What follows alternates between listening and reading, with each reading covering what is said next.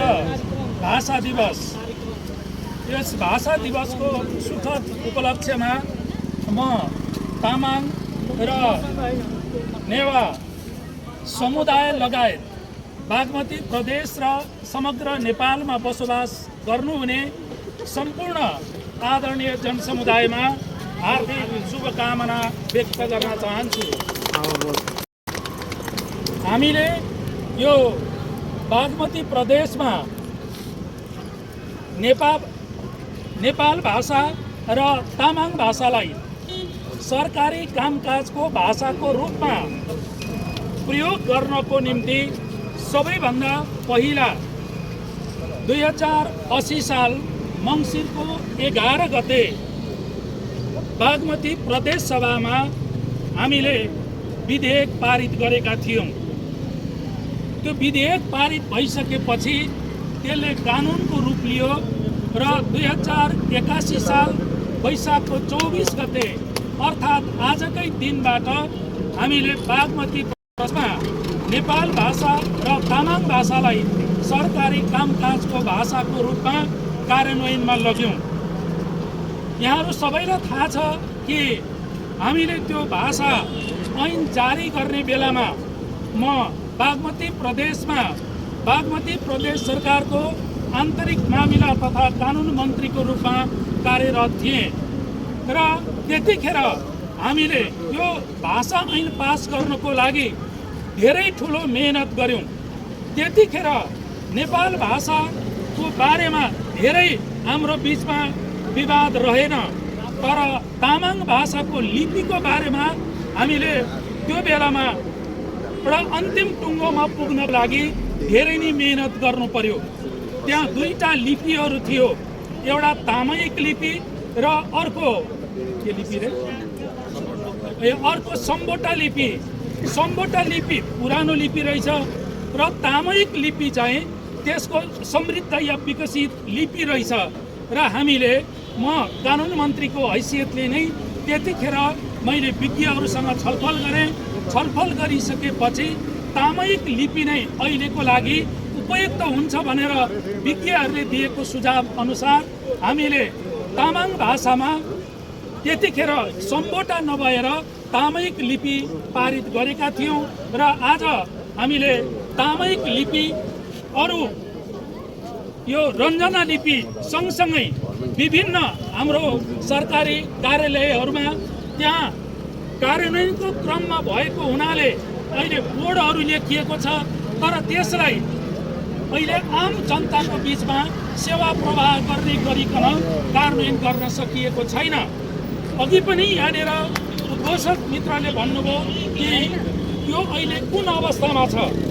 हामीले त्यतिखेर भाषा ऐन पारित गरेर जुन कार्यान्वयनको प्रक्रियामा लग्यौँ, त्यो कार्यान्वयनको प्रक्रियामा लग्दै गर्दाखेरि यसलाई कार्यान्वयन गर्नको निम्ति एउटा ठुलो मात्रामा तामाङ भाषा, तामाङ लिपि, त्यस्तै नेपाल भाषा, रञ्जना लिपि जानेको विज्ञहरू हामीले उत्पादन गर्नुपर्ने हुँदो रहेछ र उनीहरूलाई भाषान्तरण गर्ने एउटा व्यक्तिको रूपमा विभिन्न कार्यालयहरूमा हामीले उनीहरूलाई त्यहाँनिर नियुक्ति गर्नुपर्ने आवश्यकता बन्दो रहेछ र त्यो तुरुन्त नै गर्न नसक्ने भएको हुनाले हामीले ऐनमा सबै कुराहरू व्यवस्था गरेका छौँ र त्यो ऐनमा व्यवस्था भए बमोजिम बिस्तारै हामी कार्यान्वयनको प्रक्रियामा जाने भनेर अहिले अगाडि बढेका छौँ। तर त्यसले एउटा गति हासिल गर्न सकिराखेको छैन। त्यो जति तीव्र गतिमा हामीले कार्यान्वयनमा लैजान सक्नु पर्दथ्यो त्यो त्यति तीव्र गतिमा कार्यान्वयनमा जान सकिराखेको छैन। आज यस ऐतिहासिक भाषा दिवसको अवसरमा म बागमती सरकारको ध्यानाकर्षण गर्न चाहन्छु कि हामीले 2 वर्ष भयो यो भाषा ऐन जारी गरेर कार्यान्वयनमा लगेको। यसलाई छिटोभन्दा छिटो हामीले आवश्यक एउटा जनशक्ति उत्पादन गरेर तल आम जनतालाई सेवा प्रवाह गर्ने गरी कार्यान्वयनमा लैजाओस् भन्ने म ध्यानाकर्षण पनि गर्न चाहन्छु। आदरणीय महानुभावहरू, यहाँहरूलाई थाहा छ कि भाषा भनेको मानिसलाई जोड्ने एउटा पुल हो। यदि भाषा नहुँदो हुन्थ्यो भने के हुन्थ्यो होला? मानव सभ्यता यहाँ आइपुग्न सम्भव थियो? मान्छेले पुस्तैनी ज्ञान एक पुस्ताबाट अर्को पुस्तामा हस्तान्तरण गर्न सम्भव थियो। अहिलेको प्रविधि जसरी विकास भएको छ त्यो प्रविधि विकास सम्भव थियो। मान्छेले हजारौं वर्ष लगाएर बनाएको संस्कृति एकपछि अर्को पुस्ता हस्तान्तरण हुँदै यहाँसम्म विकास हुन सम्भव थिएन। त्यसले गर्दा भाषाको महत्त्व मानव सभ्यतामा धेरै नै ठुलो छ, अतुलनीय योगदान छ मानव सभ्यता यहाँ आइपुग्नुको निम्ति भाषाको। र यसमा खास गरिकन हामीले पञ्चायत र पञ्चायत पछि पनि भाषामा राजनीति गरेको देख्यौँ। हाम्रो देश भनेको बहुभाषी र बहुसांस्कृतिक बहुधार्मिक एउटा देश हो। यो देशमा विभिन्न भाषाहरू बोलिन्छन्। ती भाषाहरूलाई सबै भाषालाई अहिलेको संविधानले मातृभाषाहरूलाई राष्ट्रभाषाको रूपमा मान्यता दिएको छ र त्यो राष्ट्रभाषाको रूपमा दिएको मान्यता अनुरूप 1% भन्दा बढी बोलिने भाषालाई त्यहाँको सरकारी कामकाजको भाषाको रूपमा प्रदेश सरकारले घोषणा गर्न सक्दछ। हामीले 7वटा प्रदेश मध्येमा सबैभन्दा पहिला बागमती प्रदेशमा यो भाषा ऐन बनायौँ। अहिले त अरू प्रदेशहरूमा पनि भाषा ऐन बनेको छ र त्यो कार्यान्वयनमा गइराखेको छ। र हिजो पञ्चायतले एक भाषाको नाममा यो खस नेपाली भाषालाई मात्रै सरकारी कामकाजको भाषाको रूपमा मान्यता दिएको थियो।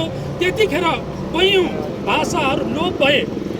हामीले ती भाषाहरू अब फर्काएर ल्याउन सक्दैनौँ र अहिले सङ्घीय लोकतान्त्रिक गणतन्त्रात्मक संविधान बनिसकेपछि सङ्घीयताले प्रदेशहरू निर्माण भइसकेपछि ती प्रदेशहरूले संविधानमा जो अधिकारको व्यवस्था गरेको छ त्यो अधिकारमाथि टेकेर अहिले जुन भाषा ऐनहरू जारी गर्दै भाषा कार्यान्वयनमा लग्ने क्रम अगाडि बढेको छ।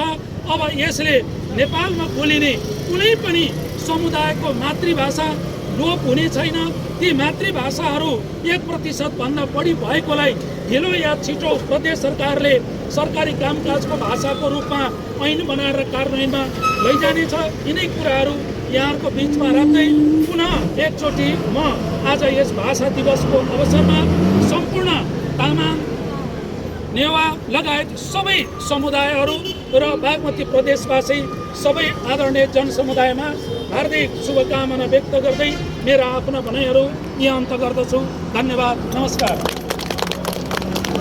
धन्यवाद माननीय